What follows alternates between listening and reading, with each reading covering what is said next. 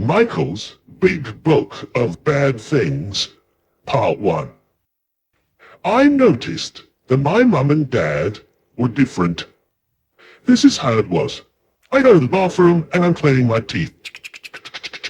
Upstairs, downstairs, front door, and I noticed that the toothbrush is a little bit wobbly. It's a little bit wobbly. I wonder if it would bend. Bendy. Oh yeah, bendy, bendy, bendy, yeah, bendy, bendy, bendy, bendy, bendy, bah. Oh no, I broke it. Oh no, I'm gonna get into trouble now. Let's stick it back. No, it doesn't work now. I know. I'll make up a story. Yeah, I'll go into the kitchen. I go up to Mum and I'll go. Hi, Mum. I was just in the bathroom and I was cleaning my teeth really hard and the toothbrush broke. Yes, that's it. So I go into the kitchen and there's Mum and I say, hi, Mum. I was just in the bathroom and I was cleaning my teeth really hard and the toothbrush broke. No. And Mum looked at the toothbrush and she said, oh, don't worry. It's only a toothbrush. It's no big deal. We'll get another one tomorrow. You see how she was? You see how nice she was? But a few minutes later, my dad comes in. He breezes in. He says, hi, everybody. Anything happened today? We go, no, nothing much. He said, oh, come on, something must have happened. We go, no, the sky's still blue. He says, oh, look, come on, just tell me something. What happened? And my mum, she says, oh, yes, something funny did happen. Michael's just told me that he went to the bathroom and he was cleaning his teeth so hard, the toothbrush broke. And my dad goes, cleaning your teeth so hard, the toothbrush broke. Cleaning your teeth so hard, the toothbrush broke. I've never heard of anybody cleaning their teeth so hard, the toothbrush broke. Michael, would you just come over here, come and tell me about it? And I go, oh yeah, right, yeah. Yes, my mum says I was cleaning my teeth and I noticed it was just, kind of a little bit wobbly. Wobbly? Is that wobbly? How do you mean wobbly? I said, yeah, like I'm saying, and I just wondered if maybe, it might be just a little bit kind of bendy. And he says, what's that you're doing with your hands? I go, yeah, like I'm saying, it's a little bit kind of bendy. He says, I'm beginning to get the picture. Oh, yes, bendy, bendy, bendy, bah. You see that? He's got it out of me. He's taken me in for questioning, and he's found out exactly what happened. And then he remembered it. He remembered and remembered and remembered. So the next time I did a bad thing, he could remind me of the last bad thing I did. So I'm in the bedroom, and I'm sitting on my brother's head for half an hour. And my dad burst in, and he goes, what are you doing? And I say, I'm sitting on my brother's head for half an hour. He says, I can see that. I said, well, if you can see it, why are you asking me? And then he says, oh, yes. Like the last time you went to the bathroom. Bendy, bendy, bendy, bah. It was as if he had written it down in a book. Michael's Big Book of Bad Things. Michael's Big Book of Bad Things. Michael's Big Book of Bad Things, Part 2. My dad had a favourite page in Michael's Big Book of Bad Things. Page 1. 'Cause on page 1 it said, oh yes, like the time you threw your mother's best ring out of the window. It was her grandmother's. Now, I know that sounds bad, but I was only 2. You don't know you're doing a bad thing when you're 2. I must have seen the ring on the floor, toddled over, picked it up and gone, whee, and it went flying out the window. Only I forgot to tell you, we lived in a flat over a shop. So when it went flying out the window, it landed in the street, where it was never found again. And something else. My mum and dad could speak another language. It's a language that some Jewish people speak. It's called Yiddish. And my dad didn't say the English word Grandmother, he said the Yiddish word, and that made it sound all kind of ancient and traditional. So my dad says, "Oh, yes, like the time you threw your mother's best ring out of the window.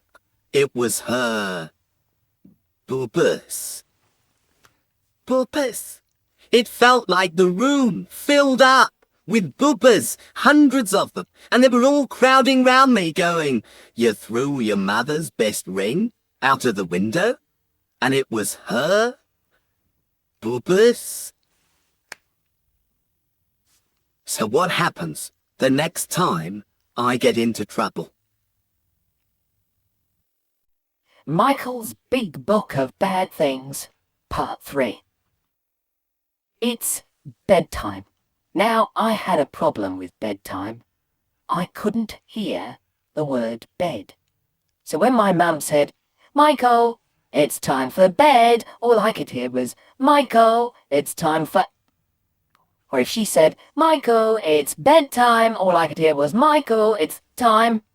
So there we are, sitting on the sofa, and we're watching telly. Why do people look like that when they watch telly? I don't know, but there we are. We're sitting there. And Mum says, "Michael, it's time for bed." And I go, "Michael, it's bedtime." "Michael, I'm talking to you. It's time for bed." I go, "All right. No need to shout, blimey." And I get up and I go round behind the sofa. And then when I'm behind the sofa, I think, if I'm really quiet, she won't know I'm here. So I stop breathing. And she says, "Michael, I know you're there." And I go, "I'm not." And she says, "What are you talking about? You're standing there in the middle of the room saying you're not there. You must be there to be saying you're not there. You take me for stupid. Now go to bed." And I think I could now go out of the room, and then I could pretend to be going upstairs by making that stamp, stamp, stamp thing on the floor. So I go out of the room, and I go, and I think this is really brilliant. She thinks I'm going upstairs. But what I don't realise is she's coming up behind me, and she's standing over me going, "What are you doing now?" And I go, "Oh, right, Mum, I'm just going upstairs." Well, no, I'm not actually. And she says, "Go upstairs, wash your face, clean your teeth. I can't stand looking at you another minute." So it's upstairs, into the bathroom, shut the door, and yeah, it was time to muck about. Plug in, taps on, flick water at the mirror. Yes. Yes. Yes. And there's drops of water on the mirror, and the drops start turning into drips, and one drip's going faster than another drip, and I think it's a bit like the horse racing on the telly, so I start doing a running commentary, and here comes Longbottom with the Longbottom, and here comes Shorty Bum, and Shorty Bum's closing on Longbottom, and here comes Longbottom, and Longbottom's going to take it, and I hear my mum from downstairs going, "Michael, what's the silly noise going on up there?" I said, "Oh, yeah, sorry, Mum, I was just looking for the flannel." And here comes Longbottom with the Longbottom, and here comes Shorty Bum. Now then, when a man shaved, when I was a kid, this is how they did it. Plug in, taps on, a little brush in the water, into a special jar of shaving soap. Now, I loved this shaving soap. If you held it up to the light, it was all twinkly. And if you smelt it, it was all perfumey. And then if you prodded it, yeah, it was all squidgy, yeah. Hey, I'm drilling for oil, yeah. Hey, you can't see the hole from the outside. Maybe I could bury something in there. What could I bury in there? I know. The top of the toothpaste. Good thinking. Smooth it over. That's amazing. That's like buried treasure. Maybe pirates would come looking for it and sing their pirate song. Yo ho ho and a bottle of rum, yo ho ho and a bottle. And I hear my mum from downstairs going, Michael, what's the silly singing going on now? And I went, oh yeah, I was just glad I found the flannel. Right, quick, wash the face, clean the teeth. It's a little bit wobbly. A little voice said, don't do it, Michael. And then I said, I wonder if it would bend. Yeah, bendy. And my little voice said, don't do it, Michael. I said, no, but I want to. Bendy, bendy. Don't do it, Michael. I know I want to. Bendy, bendy. Michael, don't do it. Bendy, bendy. No, I bet not, actually. And then, off to bed. Michael's Big Book of Bad Things, Part 4. In the morning, my dad goes to the bathroom to have a shave. Plug in, taps on, the little brush in the water, into the jar. He's thinking, how did that get there? How did the top of the toothpaste get in my shaving soap? So, he comes downstairs and he goes up to my brother and he goes, Brian? How did the top of the toothpaste get in my shaving soap? And my brother goes, so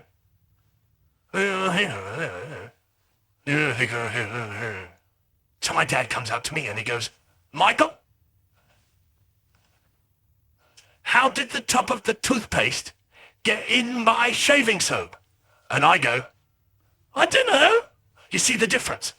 When my brother said I don't know, his eyebrows were down there. He went, But when I said I don't know, my eyebrows went up in the air. The moment my eyebrows went up in the air, my dad knew that I was lying. He says, look at your eyebrows. What? How can you look at your eyebrows?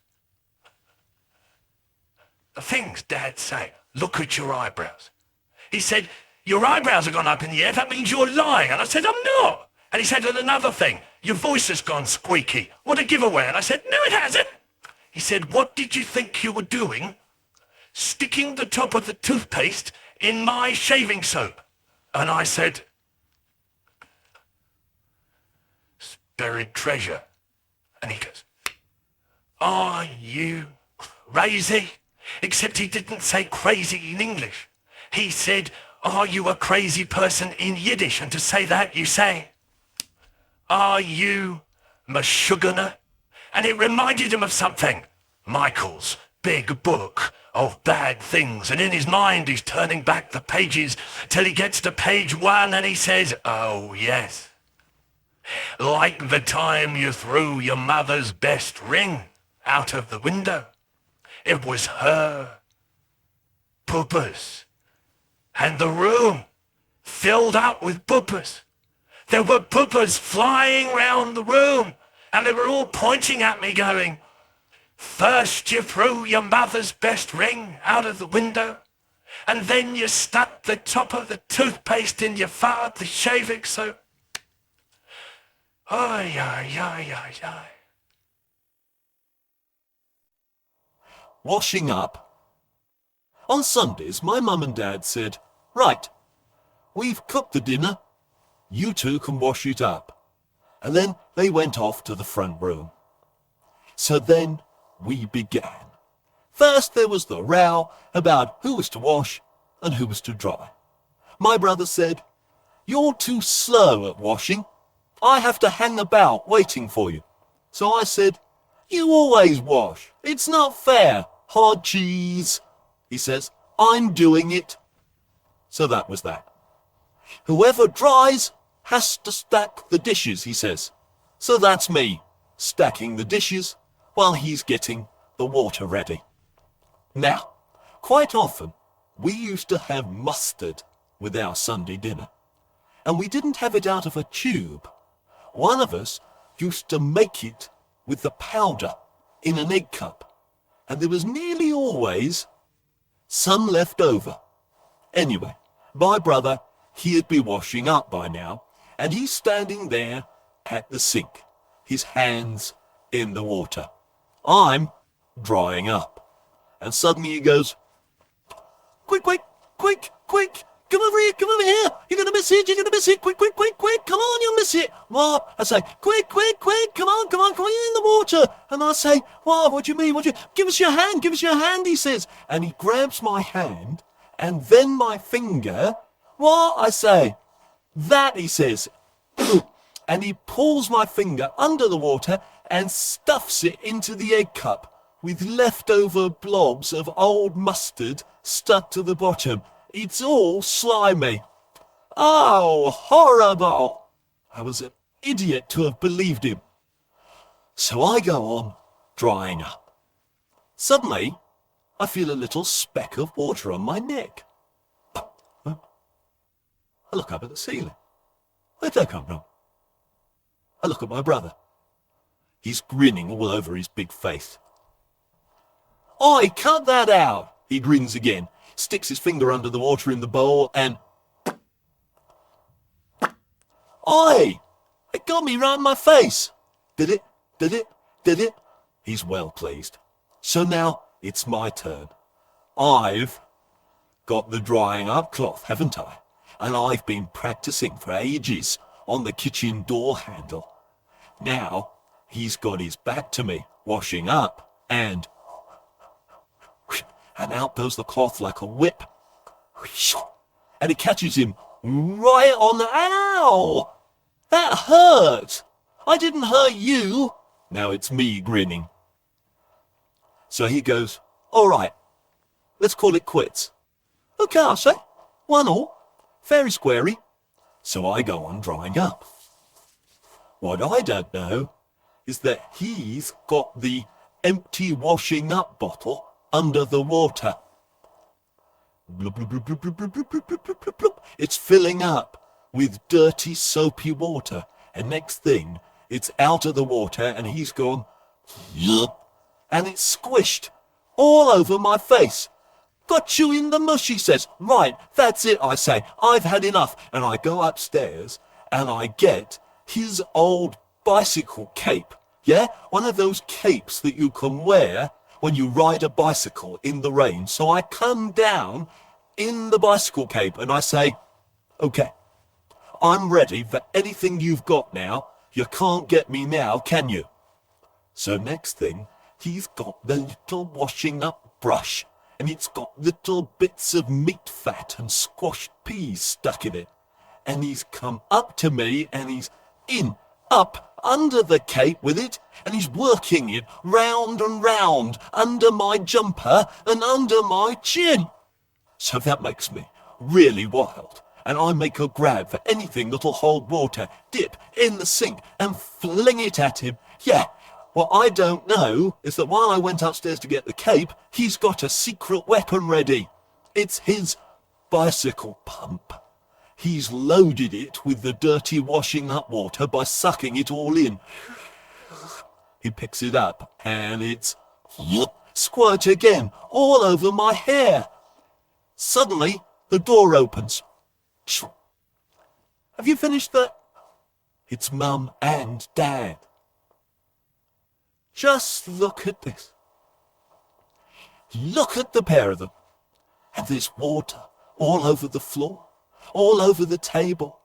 And all we've washed up is 2 plates and the mustard pot. My dad says, you can't be trusted to do anything you're asked, can you?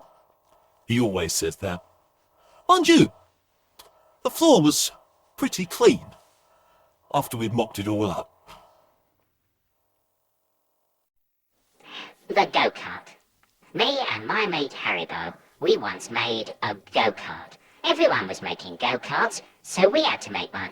Big Tony's was terrific. Big Tony was terrific, because Big Tony told us he was. What he said was, I am terrific. And because Big Tony was very big, no one said, Big Tony, you're not terrific. So, Big Tony was terrific, and Big Tony's go-kart was terrific, and that was that. When Big Tony sat on his go-kart, he looked like a real driver. He had control. When he came down a road round our way called Moss Lane, he can make the wind blow in his hair. He can make the wheels of his go-kart go, and he went, as he went past. I was jealous of Big Tony. I was afraid that I thought he might be terrific. So, me and Haribo, we made a go-kart out of his old pram and some boxes and crates we got from the off-license. We nailed it up with bent nails, but Haribo's dad said, no. You should use big metal staples. And he gave us some. He said they were heavy duty. Heavy duty? Wow, that sounded terrific. So then we tied cord round the front crosspiece, but Haribo's dad said, no. You should use the pram handle. And he helped us fix the pram handle to the crosspiece. He said, that'll give you control. Control. Wow, that sounded terrific. Haribo sat on the beer crate and steered. I kneeled behind, but Haribo's dad said, no. You should kneel on foam pads. And he cut these 2 foam pads for me to kneel on. Haribo's dad said, that will help you last the course. Last the course. Wow, that sounded terrific. Our go-kart was ready, so we took it up to the top of Moss Lane and Haribo said, I'll steer. And he did. It was fantastic. It felt just like Big Tony looked. The hair in the wind. The wheels. So we both went. So we took it up the top of Moss Lane again, and Haribo said, I'll steer. And he did. It was amazing. The road went blurry. The hair in the wind. The wheels went. So we both went. So we took it up the top of Moss Lane again, and Haribo said, I'll steer. So I said, can I have a go? Haribo said, no. Oh, go on, I said. No, he said, you've never done it before. Oh, go on, Haribo, let me have a go. Go on, I mean. Blimey, come on, Haribo. Go on. No. Oh, no, go on, go on. All right, he said, now look out, won't you? Yeah. I know, I said. I thought, I am gonna be terrific. My hair, my wheels, me. And away we went. Hair, yeah. The wheels, yeah. Me, yeah. But halfway down Moss Lane, there's Moss Close. And that's where the road curves. And that's where Big Tony steers, Big Tony leans, Big Tony controls. I saw Moss Close coming up really fast. Steer! Shouts Haribo. Steer! You big wally! And I yanked the pram handle. And the whole world went round once, and twice, and 3 times, and my head went rolling down the road, pulling me after it, and then the go-kart came for the ride, over and over and over, until my nose, and my chin, and my 2 front teeth landed up in the grit of the gutter. Haribo was crying. I breathed in, and it kind of whistled. There it was, Sakir. I stuck my finger up to my tooth, and it was chipped. Haribo said, your chin's bleeding. And I said, yeah, your chin's bleeding. And oh, no, he said. We walked home. He pulled the cart, got to his place. He didn't say anything, nothing at all, not a word. And he went in. I walked on to my place. It was still whistling. When I got in, I told Mum everything, and she said, well, she said all kinds of things, like, well, your teeth will probably fall out, you know. One of those nice things that Mum sometimes say. Next day at school, they were all asking about the crash. They all looked at my tooth. And then they wanted to see the go-kart. Haribo said, "You can't, 'cause my dad's chopped it up." Chopped up? Wow, that sounded terrible. Hey, when Haribo got his racer, his brand new racing bike for Christmas, I didn't ask him for a go on it. No, I didn't, no. No, I didn't. I wonder why.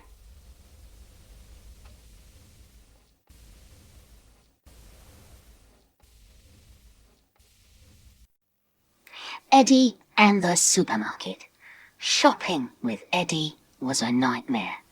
I lift Eddie up and squeeze him into the seat on the shopping trolley. In you get, little fella. So he goes rigid. He turns himself into a little fat iron bar that can't be bent. I can't push his legs through the spaces. In you get, Eddie. Push. I said, in you. Push. Get, Eddie. Squeeze. Slowly he lets his legs relax and I unbend them and thread them into the trolley and off we go. We're wheeling past the baked beans and he leans out and grabs a can. Beans! More beans! No, Eddie, we don't need any more beans. Beans, beans, beans, beans! No, we don't need any beans. Beans, beans, beans! No beans, Eddie. We're heading now for the Kit Kats, Penguins, Topic Bars, Crunchies, Milky Ways. He stops shouting, bins, bins, bins, and leans out of his seat, arms waving. We whiz round the corner of the packs of chocolate wafers, and his chunky little hand grabs a packet. Whee! Chocolate, whee! We're going to take that packet back, Eddie. We're going to take that packet back. Then there is an explosion. My chocolate! My chocolate! My chocolate! He turns into the little fat iron bar again. In front of my eyes he becomes a screaming demon, head flung back, face going red, eyes getting swollen, back stiff, hands punching out, body heaving to and fro. A woman is looking at me and saying to herself, "You're a torturer. You're horrible to babies." My chocolate! Bins! Bins! Bins! Some people walk about pretending nothing is going on, but I can tell they're in pain. The noise of Eddie is getting into their bones. People are moving away from us. There's a man over there hurrying to get to the kitchen rolls. Eddie is wrenching the bars off the trolley. Chocolate beans! My chocolate beans! I want some kitchen rolls too. So the man who's trying to get away from me thinks he's being hunted by Eddie. Then one of the shelf stackers tries to be friendly. He looks at the screaming blob called Eddie and winks, and does some useless trick with his finger, and says, "Oh, it's not that bad, little one." "Thank you, shelf stacker, brilliant finger move." "She is making a fuss, isn't she?" says our jolly shelf stacker. Eddie is veering about so much, the shelf stacker can't even tell it's a boy. Bins, bins, bins! Chocolate, chocolate, chocolate! I want to yell my head off too. I want to run around the supermarket waving my arms about, screaming, "Bins, bins, bins." I want to sit in someone's trolley and bend bars and drop baked bean cans on the floor and grab chocolate biscuits and drive my dad crazy. Then the security men arrive. They've come to collect the money from the cash registers. There's 4 of them. They're huge, in big, padded blue uniforms with crash helmets on, truncheons in their belts. This is my chance. "Eddie, look who's come to get you." He looks, and he stops howling. All around me, people relax. They smile, they chat. I glide through, paying my bill. We all float out into the car park. Everything feels nice and easy. When we get home, I find that I've forgotten to get bread, jam, toilet rolls, milk, orange juice, tuna fish, and cornflakes. "Dinner time, Eddie," I say. "What do you want?" "Beans," says Eddie. I go to the cupboard. He was right. We have run out of beans. I say, "Eddie, I'm sorry, but we've run out of beans." No beans. And he says, "Beans, beans, beans, beans, beans, beans."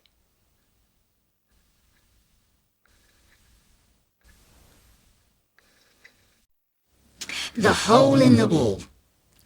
I loved sharing a room with my brother. But one day my parents said that my brother was going to move out of our room. He was going to have a room of his own. We wouldn't share anymore. So he moved out the model cars he had made, and the model trains and the model planes. They all went off to the room next door, his room. In there he set up the model cars he had made, and the model trains and the model planes. And soon he got to work making something new, something really big. I wanted to be in there while he was making it, but I had to go to bed in my room, the room that used to be our room. So I had an idea.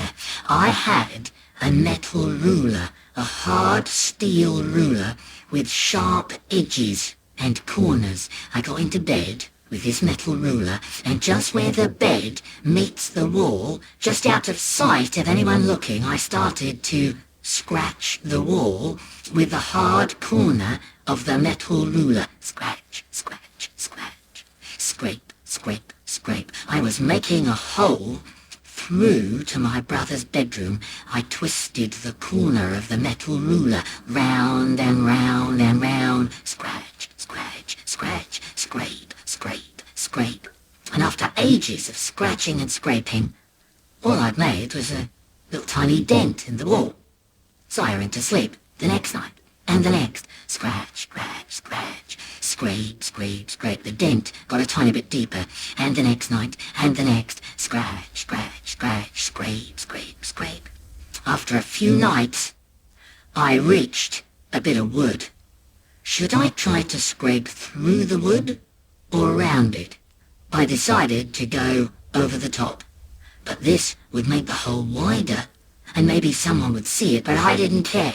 I had to go on. I had to make the hole. I had to get through to my brother's room. Scratch, scratch, scratch, scrape, scrape, scrape.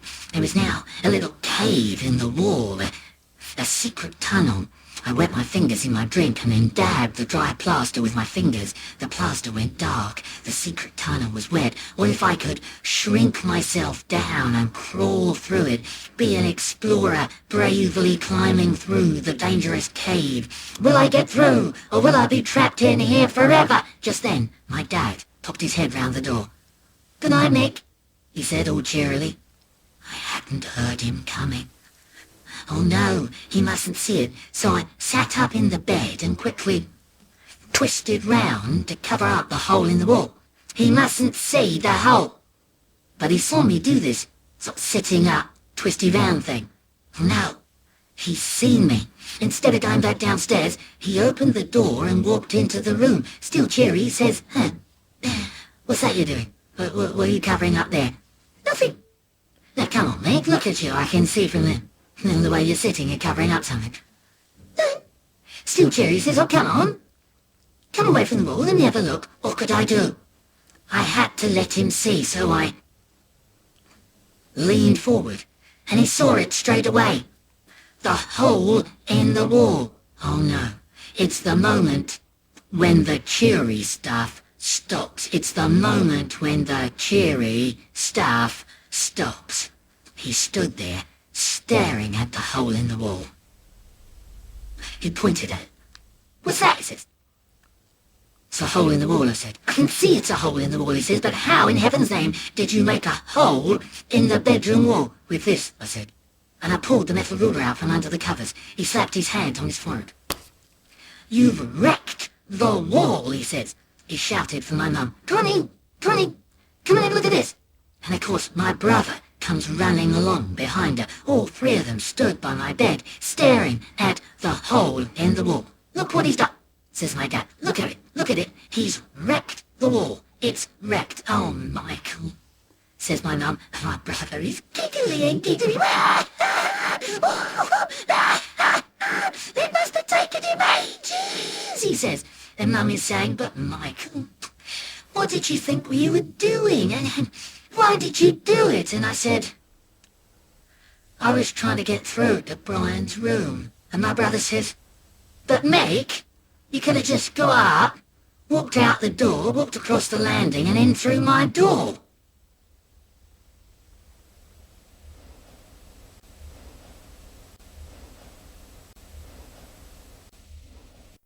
when we had ice cream.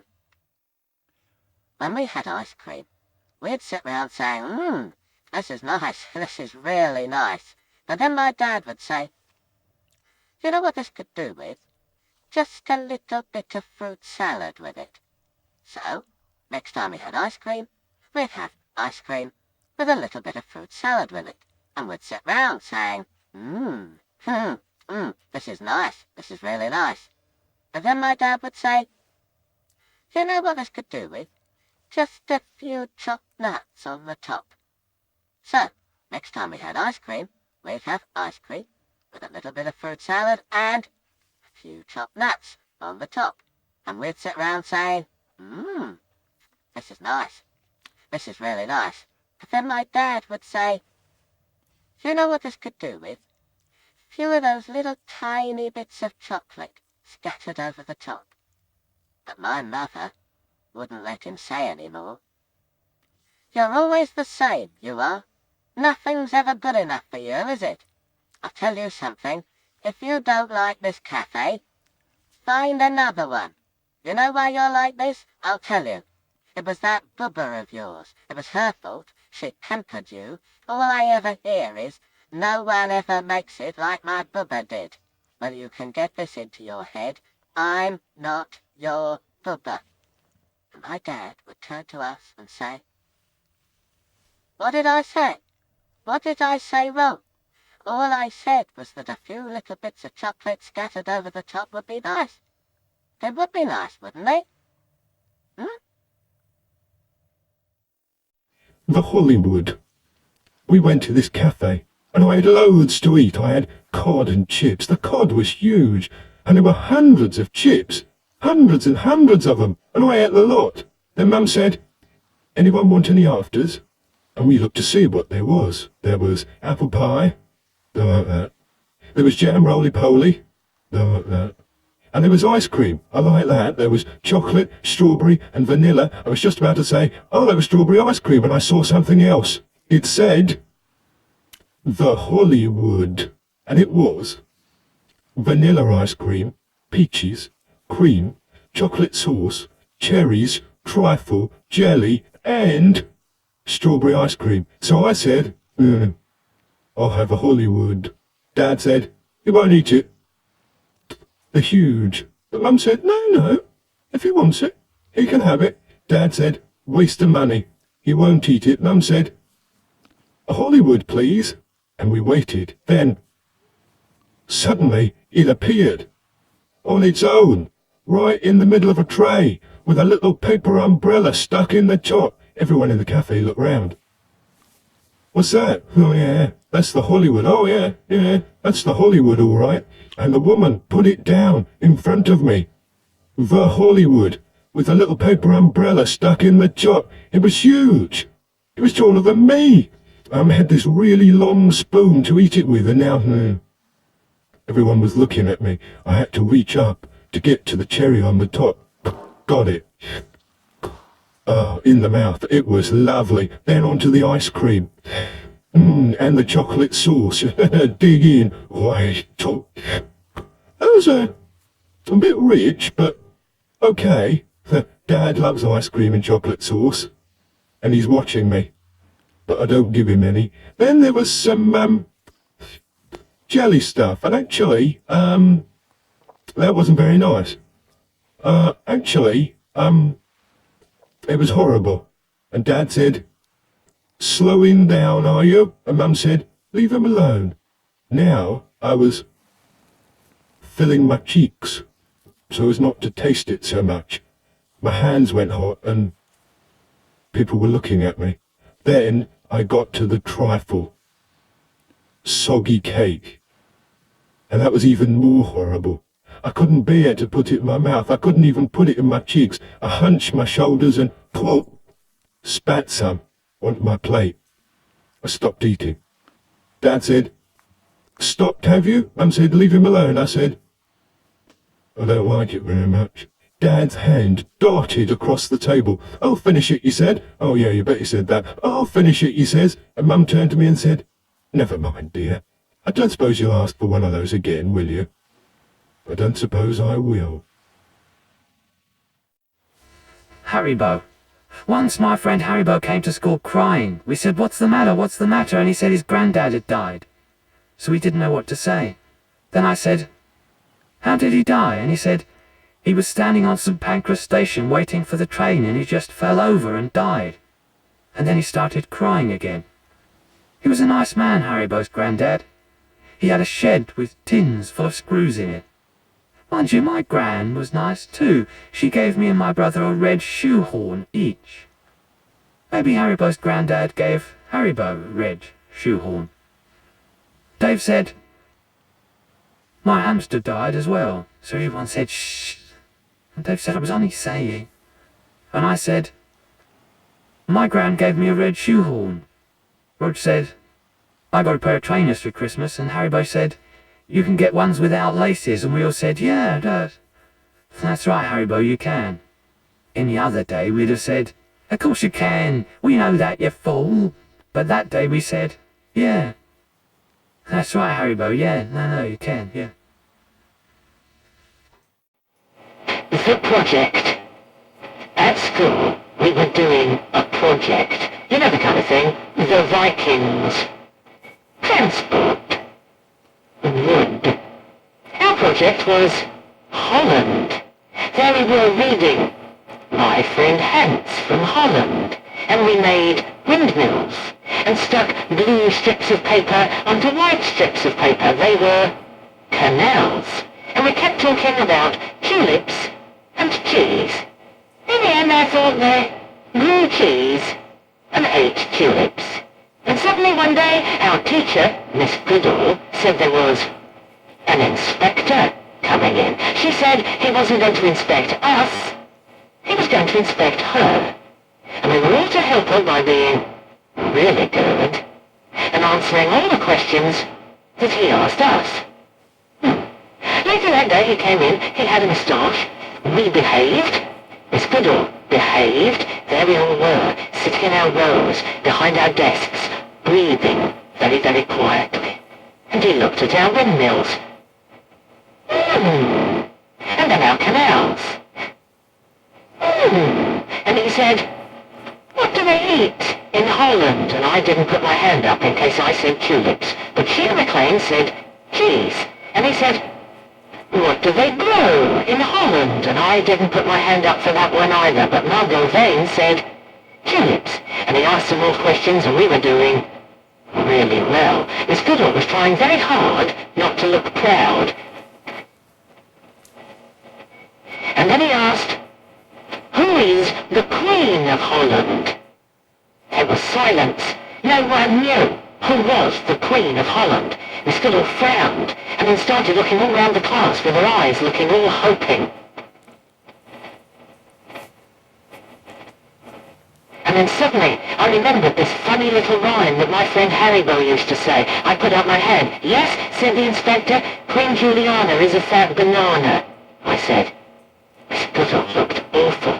Haribo was sitting in front of me and I saw him snort and start giggling. "Sorry, what did you say?" said the inspector. "Queen Juliana." I said. "Good," he said. "You're right. Quite right." Miss Goodall was delighted, I was delighted, the inspector was delighted, and Haribo was still snorting away like that. The outing. Right, class 6. Right, class 6. I'm talking. I want complete quiet. And that includes you, David Alexander. Yes, you. No need to turn around, David. There aren't any other David Alexanders here, are there? Louise. It isn't absolutely necessary for your watch to play us London's Burning just now, is it? Right. As you know, it was our plan to go out today to the Science Museum. Now, I had hoped that it wouldn't be necessary for me to tell you. Yes, you as well, Abdul. You're in class 6 as well, aren't you? I saw that, Mark. I saw that. Any more, and it'd be out. No trip. Nothing. I had hoped that it wouldn't be necessary for me to tell you how to behave when we go on a trip, but, and this is a big but, you haven't heard a word I've said, have you, Donna? This is a big but. I have to tell you how to behave, don't I? Why? Yes, It is because you never listen, but there's another reason, isn't there? Yes, Warren, because of what happened last time. Let's remind ourselves of a few things, shall we? The food, even as I speak. Would you believe it? I can see that Fan has opened her can of drink. I don't believe it. I really don't. Do we have lunch at 9:30 at school? No, we have lunch at 12:15. But Fan, you've already begun yours. If you remember last time, Joanna had eaten all her sandwiches before she even got to school. Lloyd sat on his orange and burst it, and Alfred put one of those little chocolate Swiss rolls in his pocket, and yes, it melted. Yes. So remember, lunch is when? Yes. Of course, lunch is at lunchtime, but when? 12:15. Correct. Now, perhaps I thought, when I got up this morning, I won't have to tell Class 6 about what to do when we get to the station. But then I remembered David's little gang, who decided they wouldn't wait for me to tell them what train to get on, and before we all knew it, David and his little gang were heading for the seaside on their own. Now, when we get to the museum... Of course you're not listening, are you, Lydia? But then of course you didn't listen last time, did you? And then you wondered why you sat on Lloyd's orange, after Lloyd had already sat on it once.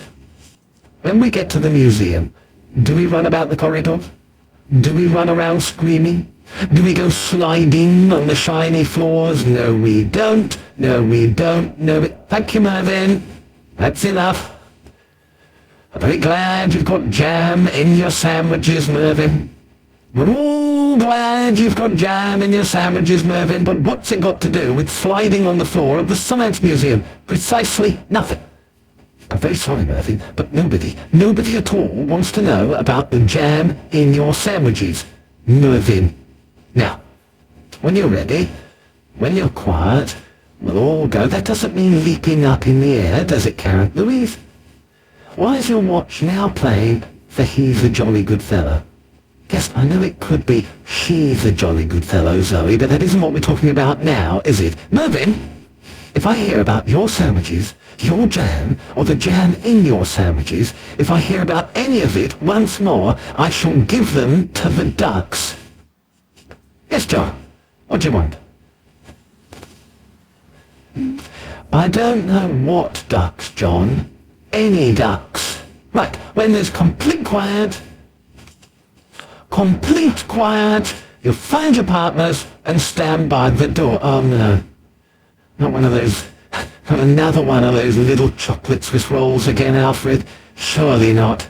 Marcia, you cannot have Charmaine and Donna as your partner, because that makes 3, and 3 doesn't mean partner, does it? And perhaps you could put your comb in your bag for at least 3 seconds, just giving us enough time to get to the door. Right, okay then, Class 6, we're off.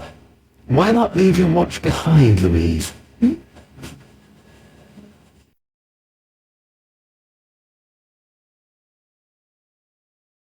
No one in. Sometimes you come home, and there's no one in.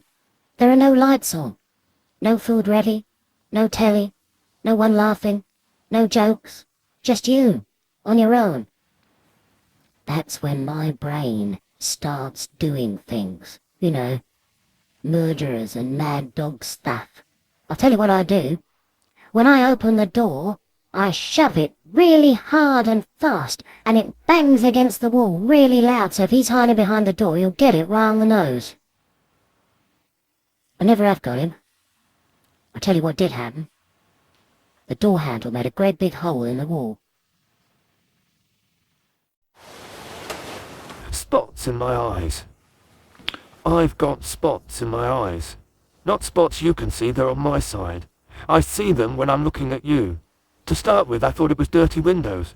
Then I thought it was little flies in the air, but it isn't. It's spots in the eyes. I'm trying to find out where the spots are in my eyes. If you see me staring at a white wall, trying to make one eye look at the other eye, that's what I'm doing. Looking for the spots in my eyes. Actually, I don't know what an eye is. Maybe it's a plastic ball. Or it's a kind of little Round fish tank, glass outside, water inside, and the spots are floating around in the fish tank of my eye. I wish I could get rid of them. When people look up at the sky and say, "Look at that, not a cloud in sight," I look up too, and there's all that blue sky, and there, floating across that blue, are the spots.